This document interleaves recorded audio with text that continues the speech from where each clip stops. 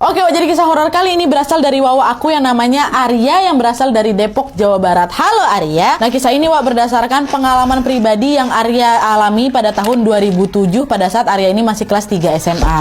Nah, kebetulan di tahun itu Arya ini baru aja selesai ujian akhir semester pertama. Nah, karena udah masuk musim liburan, jadi si Arya ini bersama 6 orang sahabatnya berencana untuk pergi liburan ke sebuah pantai di hari Sabtu, Dan yang berangkat waktu itu adalah Arya, Joni, Ali, Faris, Hans, Ruli, dan juga Akbar. Laki-laki semua, 7 orang mereka ya. Nah, karena lokasi tujuan mereka ini berada di wilayah Jawa Barat juga, akhirnya mereka tetap menggunakan sepeda motor untuk pergi ke sana. Nah, singkat cerita, di hari Sabtu itu jam 7 pagi, mereka bertujuh pun janjian lah di sebuah tempat yang memang sudah mereka tentukan, Nah, pada saat itu mereka agak sedikit ngaret, karena mereka masih menunggu Ruli sama Akbar yang belum juga nyampe-nyampe di titik temu itu. Mana lah anak berdua nih, kok belum datang juga, gitu. Udah tunggu aja, bentar lagi paling mereka datang tuh, gitu kan. Dan sampailah nggak lama kemudian, Ruli sama si Akbar ini pun tibalah di titik kumpul. Itu pun tuh mereka nyampe kayak diomelin gitu loh, sama anak-anak gegara telat. Kok ini dari mana aja jadi telat kita berangkat liburan kan? Tapi yang ngomel-ngomel bercanda, Nah, Ruli yang nggak terima diomelin, akhirnya dia bilang, aku tuh telat datang ke sini sama Akbar gegara si Akbar tadi nunggu mama ya berangkat ke pasar dulu. Makanya itulah kami terlambat. Jadi kalian jangan salahin aku, salahin si Akbar, katanya. Nah, tapi pada saat itu Arya sama kawan-kawan yang lain kan udah nggak mau nunggu, udah nggak mau dengar alasan apapun kan. Mereka udah nunggu lama. Yang mereka pikirkan hanyalah ya udah ayolah kita berangkat, jangan sampai kesorean pula kita nanti nyampe sana, kata gitu. Dan lalu akhirnya mereka berangkat menuju ke pantai itu ber-7 orang naik motor semuanya. Di perjalanan ya baik-baik aja lah tuh, have fun aja mereka tuh. Sampai akhirnya mereka tiba di pantai sekitar jam 12 siang. Nah, itu kan padahal situasinya lagi siang bolong kan, ya. Tapi kondisinya waktu itu lagi mendung, gelap kali di sana, bahkan udah mulai kayak gerimis-gerimis tuh. Nah, tempat liburan yang sebenarnya mereka tuju ini, bukan di pantai itu saja nih, tapi agak nyebrang. Jadi ada kayak pulau kecil gitu, mereka mau ke sana. Dan kalau misalnya mau ke sana, mereka tuh harus pakai perahu kecil gitu, dan memakan waktu sekitar 30 sampai 45 menit. Dan kalau misalnya hujan bisa sejam lebih itu, kata si Arya. Dan sebelum menyeberang, mereka berencana untuk istirahat sejenak. Nah, kebetulan juga udah mau masuk waktu zuhur. Jadi kita istirahat bentar, sholat zuhur dulu, dan sambil kita nunggu nih sampai cuaca sedikit terang lah paling enggak, kata Arya. Nah, tapi pada saat itu Akbar yang tadi telat itu menolak untuk beristirahat. Udahlah mending kita berangkat sekarang aja biar nyampe di sana lebih cepat dan sekalian capek aja gitu di sana. Nanti istirahat sama sholat di sana juga aja, kata Akbar. Nah, waktu itu Arya sama kawannya Ali nolak.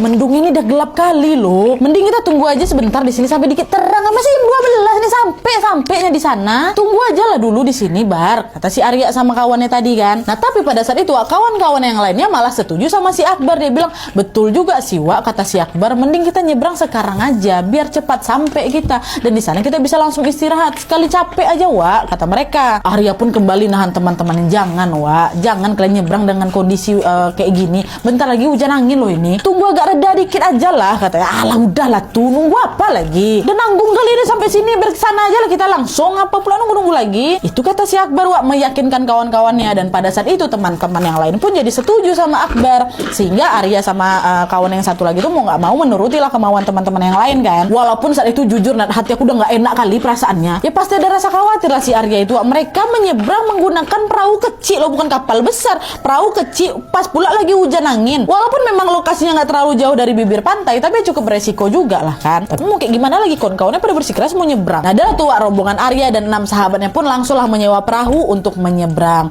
Nah, tapi yang bikin Arya agak kesal lagi di sini adalah si abang-abang penyewaan perahu itu malah tidak menyarankan mereka buat nunggu hujan berhenti atau gimana gitu loh, Padahal kondisi cuacanya kan memang lagi tidak memungkinkan untuk menyeberang kan. Tapi abang-abang penyewaan perahu ini malah oke, ayo bayar dulu sekarang. Udah siap semua? Ayo berangkat gitu. Dan akhirnya apa boleh buat lah kan, Arya pun langsunglah menyeberang bersama dengan yang lain. Masing-masing dari mereka memang dikasih kayak pelampung gitu selama perjalanan. Dan pada saat itu mereka berangkat kurang lebih jam 12.30 siang bersama 2 orang abang-abang yang memang mengoperasikan perahu. Jadi mereka ber-9. Di perjalanan Arya nggak lepas mendoa dia tuh, karena memang dari awal perasaan kan udah nggak enak kali kan, karena khawatir dengan kondisi cuaca waktu itu. Dan betul aja semakin jauh mereka belayar, kondisi cuaca bukan malah mereda, malah makin buruk. Hujan makin deras, langit makin gelap, alhasil ombak makin tinggi. Saking tingginya ombak waktu itu, Nadia, aku nengok ombak tuh macam udah siap kali melahap perahu kami itu. Dan betul, betulan, baru setengah jalan mereka tuh, perahu mereka pun langsung dihantam ombak besar dari sisi samping. Langsung terbalik perahunya. Kalau dia terbalik gini kan otomatis mereka tercebur semua lah ke laut itu kan. Pada panik itu semua, tapi untungnya karena mereka sudah menggunakan pelampung ya jadi semua ngambang.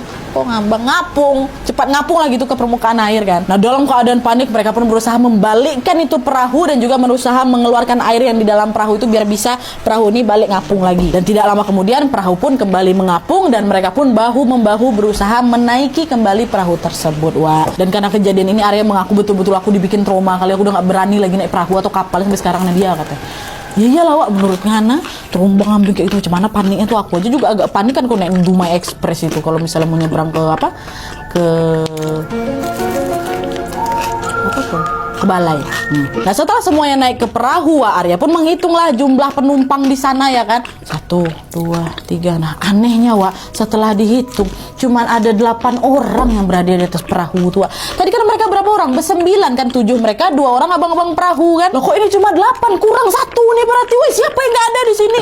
Siapa ya? Setelah diperiksa ternyata mereka menyadari bahwa yang tidak ada di perahu adalah siapa? Akbar. Betul, Akbar yang bersikeras untuk nyebrang tadi itu nggak ada. Otomatis panik lah semua kan, kondisi mereka basah kuyup, cuaca buruk, gelombang tinggi. Terus salah satu teman mereka nggak ada di perahu. Macam mana itu? Dan mendengar hal itu, abang-abang penyewaan perahu itu pun langsung bergegas turun lagi ke laut untuk bisa mencari keberadaan Akbar di sekitaran perahu itu. Arya sama kawan-kawannya dah itu panik lah kan, berdoa lah mereka kepada Allah semoga Akbar baik-baik saja dan tidak terjadi apa-apa sama si Akbar. Semoga Akbar bisa ditemukan, berdoa terus kan.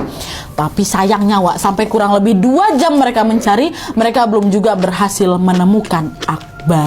Akhirnya bang perahu tadi pun bilang, Mas sebaiknya kita balik dulu aja yuk ke pantai. Lebih baik kita minta bantuan ke pihak keamanan pantai, Mas. Oke Mas, setuju. Baliklah itu. Mereka berdelapan menuju ke daratan dan menuju ke pos keamanan pantai. Nah, selain memanggil keamanan pantai, si abang perahu ini juga mencoba memanggil kuncen dari pantai tersebut. Kita sebut aja Mbah Kuncen ya. Dan setelah itu abang-abang si perahu, Mbah Kuncen beserta 3 orang petugas keamanan pantai pun balik lagi tuh ke lokasi kejadian di mana Akbar menghilang. Nah, sambil menunggu proses pencariannya Akbar, Arya dan juga 5 temannya menunggu di pos penjagaan sekalian kayak bilas pakaian gitulah. Tentunya dalam keadaan panik, syok, takut dan bingung, mereka hanya bisa harap-harap cemas menunggu kabar mengenai sahabat mereka Akbar. Dan sampai waktu menjelang maghrib, rombongan yang Mbah Kuncen ini pun balik lagi ke pos keamanan pantai tanpa terlihat ada Akbar bersama mereka. Melihat hal itu, Arya langsung tanya, di mana Akbar sahabat kami, Pak? Mohon maaf Mas, kami belum menemukannya. Sepertinya dia dibawa oleh Nyai, kata Mbah Kuncen. Nah, mengetahui hal itu, Arya sama kawan-kawannya lemas langsung bingung harus berbuat apa. Yang ada di pikiran mereka pada saat itu adalah bagaimana ini caranya kami mengatakan kabar ini kepada keluarganya si Akbar. Kalau kami mau bilang Akbar meninggal, terus mana jasadnya si Akbar? Itu yang ada di pikiran mereka kan, Dan setelah mencari-cari cara untuk bisa mengabarkan pada keluarganya Akbar, akhirnya pihak keamanan pantai lah yang bersedia untuk membantu mereka mengabarkan kepada keluarganya Akbar tentang apa yang sebenarnya sudah terjadi. Dan pada saat itu juga liburan mereka pun otomatis dibatalkan dan mereka pun baliklah ke rumah masing-masing. Dan sebelum pulang, Ruli, kalian masih ingat Ruli gak sih? Kawannya si Arya yang datang telat berdua sama si Akbar tuh, tiba-tiba Ruli ini bercerita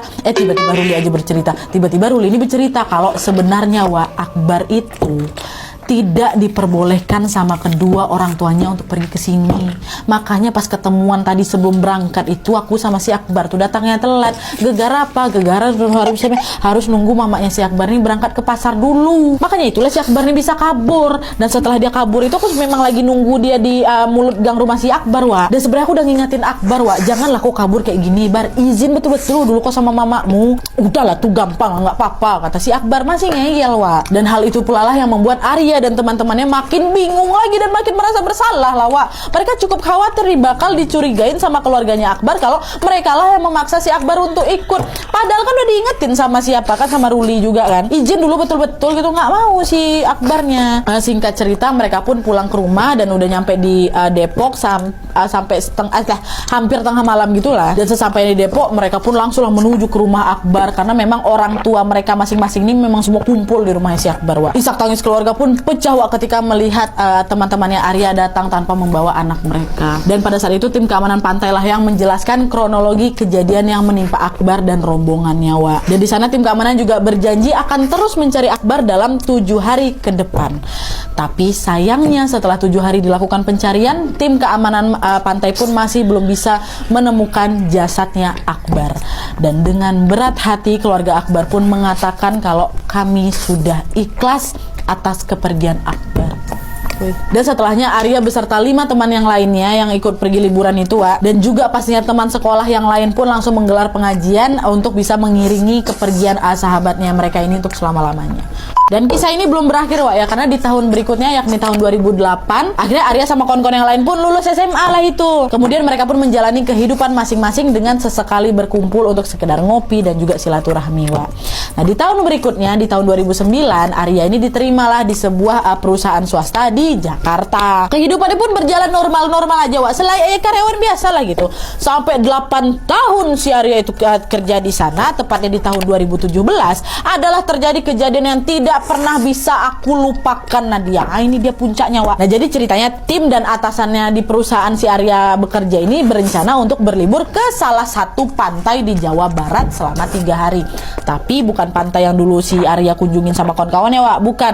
Memang masih satu kawasan, cuman nggak di situ ya. Rombongan Arya memang cuman ngelewatin pantai itu aja, tapi bukan di situ titik mereka liburan. Pokoknya tujuannya Arya sama rombongannya memang masih jauh kali dari tempat pantai Akbar tuh hilang Wak. Udah lah tuh mereka berangkat ber-10 orang dengan membawa 2 mobil beriringan. Jadi satu mobil isinya 5 orang Wak. Nah singkat cerita di liburan mereka pun semua berjalan lancar, semua happy. Dan di hari keduanya kegiatan mereka ini adalah pergi ke pemandian air panas yang memang jaraknya kurang lebih 1 jam Wak dari villa tempat mereka menginap. Dan sesampainya mereka di tempat pemandian air panas itu, semua juga berjalan normal sesuai rencana, happy semuanya. Dan selesai dari berkegiatan dari pemandian air panas, mereka pun barulah balik ke villa. Dan waktu itu memang sudah mendekati maghrib. Dan waktu itu di mobil yang dinaiki Arya Wak, 2 orang kawannya sama atasannya ini bertiga udah tidur di perjalanan. Salah si Arya sama kawan yang lagi nyetir, kita sebut aja lah nama kawan ini Gildan ya. Arya duduk depan tuh kan. Nah pada saat di perjalanan itu tiba-tiba Arya nih udah kayak ngerasa lemes gitu Wak. Perasaan udah nggak enak lah. Tapi dia berupaya untuk tetap melek, untuk tetap positive thinking biar bisa nemenin Gildan ini lagi nyetir, seorang kasihan. Di perjalanan tuh ya Arya sama Gildan nyanyi-nyanyi lah di mobil biar nggak ngantuk kan. Nah pas di tengah-tengah perjalanan Wak, mereka melewati sebuah batu besar yang konon katanya dipercaya oleh warga sekitar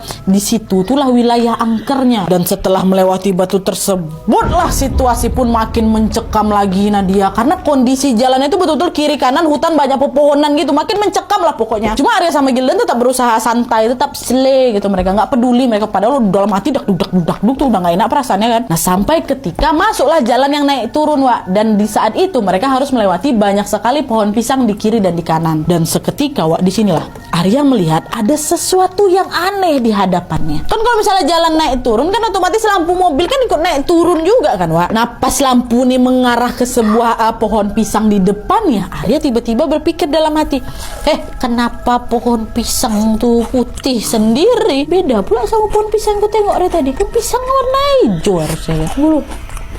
Pastikanlah dulu. Dah betul pas mobil makin mendekat, ternyata seperti yang kita duga-duga, warna putih yang Arya lihat itu adalah pocong. Wah, refleks Arya bilang, astagfirullahaladzim. Pisangnya disebut astagfirullahaladzim. Wah, kau tengok gak Wak tadi Wak?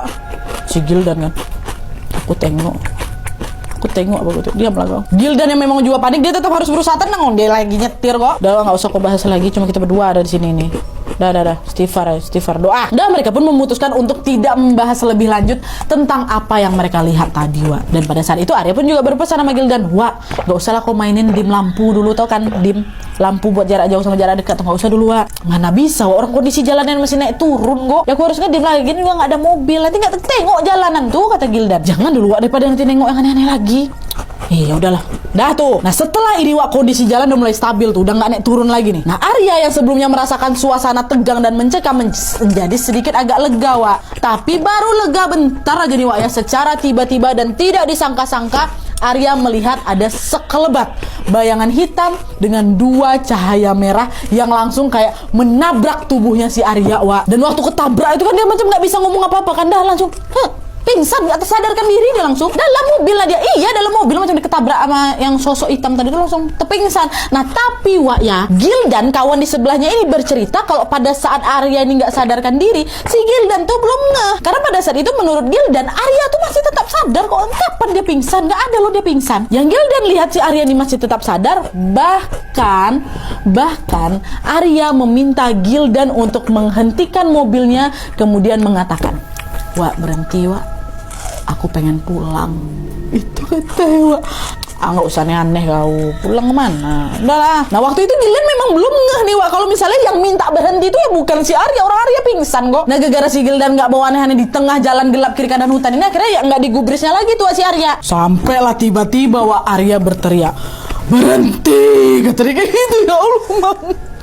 Dari situlah Wak Gildan pun menyadari kalau ternyata di sebelah dia itu bukan Arya. Gildan waktu itu juga melihat mata kau tuh melotot kali ke depan Arya. Dan seketika Gildan langsung membangunkan atasan dan dua kawan yang lagi tertedok tuh. Woi bangun kalian, bangun guys bangun, si Arya kesurupan kata. Dan pada saat itu Wak, posisi Gildan ini masih nyetir loh ya. Dia berusaha langsung mencari tempat yang memang agak sedikit ramai gitu. Tapi Wak belum lagi nyampe di tempat yang ramai itu, tiba-tiba Arya ini berontak dibuka pintu mobil tuh seperti ingin memaksakan badannya untuk keluar dari mobil. Mobil tuh masih berjalan Wak. Untungnya waktu itu si Arya pakai sabuk pengaman, makanya dia nggak langsung terjun ke bawah, langsung terlompat dia dari mobil tuh Wak. Masih ketahan sama bangku. Itulah memang pentingnya seatbelt tuh Wak. Dan pada saat itu seisi mobil pun panik kali menahan si Arya tuh biar nggak jatuh. Dan Gildan yang masih menyetir pun langsung bergegas menghentikan mobil Wak. Dan nggak cuma mobil rombongan mereka aja, beberapa mobil-mobil di belakang pun ikut berhenti Wak. Gara-gara mereka sebenarnya nengok tuh pintu di depan mobil tuh terbuka pas mobil tuh masih jalan. Dan pada saat itu Wak, menurut kesaksian kawan-kawannya, si Arya ini udah kayak berontak kuat kali. Dia sampai dipegangin sama 8 orang. Nggak bisa, kalian bayangin kekuatan 8 orang kalah sama 1 orang. Dan kebetulan kali waktu itu mereka berhenti dekat sama pemukiman warga Wak. Dan warga tuh sampai kayak pada nyamperin mobil rombongan si Arya tuh loh, karena mereka pikir apa ini kecelakaan atau bagaimana. Dan waktu itu di antara para warga yang berdatangan ke mobil rombongan Arya ini adalah salah satu bapak-bapak yang diketahui nama bapak ini Pak Mahmud. Nah waktu itu Pak Mahmud ini langsung dipegangnya si Arya kan. Arya pun seketika langsung diam Wak. Dan pada saat itulah Arya ini langsung dibawa ke rumahnya Pak Mahmud, karena kebetulan rumah Pak Mahmud dekat pula tempat dari tempat mereka berhenti.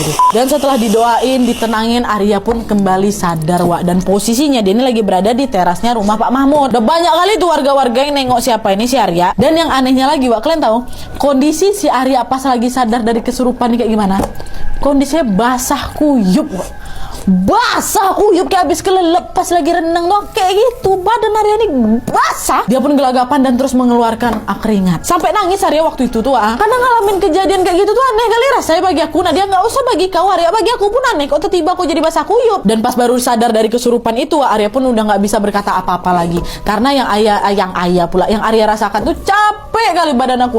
Capek macam bertahan dalam tenggelam tuh capek kali. Arya pun langsung dikasih minum supaya bisa lebih tenang lagi. Dan setelahnya Pak Mahmud pun meminta Arya untuk duduk sambil bersender gitu di tembok rumahnya Pak Mahmud. Arya dikasih makan, dikasih juga rokok kemenyan. Tujuannya apapun nggak tahu si Arya nih. Yang pasti dia waktu aku ngerokok kemenyan itu, aku tuh kayak pengen kali ngelihat ke arah kiri, bagian kiri di kebun rumahnya Pak Mahmud waktu itu. Tuh aku hisap rokok tuh kan kayak pengen nengok ke kiri terus, kayak pengen nengok terus aku ke kiri. Dan betul penasaran aku kan tengok itu lama ke kiri. Dan waktu si Arya melihat ke sana, aduh belum apa-apa merinding. Dan pada saat Arya melihat ke arah kiri itu, Arya melihat ada sosok hitam bermata merah. Inilah sosok yang tadi Arya lihat dalam mobil tuh yang ada 2 cahaya merah tuh itu sosok itu. Dan ternyata sosok ini nggak sendirian Nadia. Dia berdiri bersama Akbar. Oh Akbar sahabat yang 10 tahun hilang karena tenggelam tuh ada di samping sosok tuh. Nengok hal itu Arya tuh ya shock dia kan, pasti kan dia terkejut kali, nggak percaya, ketakutan aku Nadia waktu itu. Kalian bayangkan Arya pun langsung buru-buru masuk ke dalam rumah Pak Mahmud dan langsung memberitahu tentang sosok apa yang dia lihat ke Pak Mahmud itu. Pak tadi saya lihat ini kan. Pak Mahmud langsung ngampirin Arya. Beliau diam sejenak dan kemudian Pak Mahmud mengatakan bahwa sosok-sosok yang tadi kamu lihat udah pergi kok. Nak, tenang. Saya mau nanya sama kamu kenal sama mereka? Kalau sosok yang hitam mata merah saya nggak tahu Pak, tapi saya kenal sekali dengan sosok yang berada di belakang sosok mata merah itu Pak Mahmud. Dia itulah sahabat saya, kata Mas Arya kan Wak. Hah? Sahabat kamu? Kata Pak Mahmud. Kemudian barulah di situ Arya pun menceritakan kejadian waktu dia masih SMA ke Pak Mahmud. Dan kalian tahu Pak Mahmud bilang apa? Oh pantesan kamu tuh sebenarnya mau diajak ke alam mereka. Makanya si Arya pas kesurupan di dalam mobil tuh dia bilang mau pulang gitu kan, ke si Gildan kan. Kamu dibawa ke alam mereka, tapi untungnya kamu kuat melawan makhluk-makhluk itu. Makanya kamu bisa selamat Arya katanya. Pas denger itu apa Arya nggak langsung shock dewa. Lemas lah dia langsung. Dan nggak cuma itu aja, sedih lah kayak terharu gitu loh. Tapi sedih gitu bisa kan kalian rasain wah. Dia akhirnya bisa betulan menemukan Akbar, sahabatnya yang hilang 10 tahun yang selama ini mereka cari-cari, jasadnya nggak ada, tapi dalam kondisi alam yang sudah berbeda. Macam mana tuh perasaannya wak? Aku entahlah kalau jadi Mas Arya waktu itu ya. Masya Allah. Dan setelah kejadian itu semua, Arya sudah tidak pernah lagi mengalami hal-hal aneh wak. Cuma pas nyeritain ini aja lah, ini dia langsung merinding sekaligus kayak macam sedih gitu lah, macam terus flashback aku wak. Memori bersama sahabat aku Akbar kata. Tenang di sana ya Akbar, Al-Fatihah jangan lupa wak buat Akbar. Oke wak, jadi itu tadi cerita dari Mas Arya, kisah dia setelah kehilangan sahabatnya dan bertemu kembali setelah 10 tahun walaupun di alam yang berbeda. Dan yang jelas pelajaran yang bisa kita ambil itu adalah apa wak? Izin orang tua itu izin Allah subhanahu wa ta'ala. Mungkin ibunya Akbar udah feeling kali ya, memang baiknya Akbar itu nggak usah ikut gitu kan. Dan yang harus kalian tahu, harus kalian camkan, seorang ibu ya, ibu itu adalah satu-satunya organisme yang memiliki alat rasa prediksi paling kuat jika ingin terjadi musibah. Percayalah, feeling seorang ibu tuh kuat kali. Makanya nurutlah wak sama orang tua. Dan untuk Akbar sekali lagi, ayo kita doakan sama-sama, kita kirimkan Al-Fatihah bersama-sama buat Akbar, dan semoga keluarga Akbar yang ditinggalkan diberikan kesabaran dan kesehatan selalu, amin ya rabbal alamin. Oke wak, jadi sekian dulu videonya, terima kasih banyak yang sudah menonton, kita ketemu besok lagi ya. Kalau misalkan suka video ini, klik like-nya, jangan lupa komen di bawah untuk ide dan saran-saran untuk video selanjutnya. Jangan lupa nyalain notifikasinya supaya kalian tahu kalau aku upload video baru. And as always, jangan lupa untuk klik tombol subscribe supaya kalian sama-sama tahu informasi menarik dan menegangkan dari channel aku. Bentar lagi 5 juta subscriber wak, please subscribe buat kalian yang belum subscribe ya. See you besok, bye.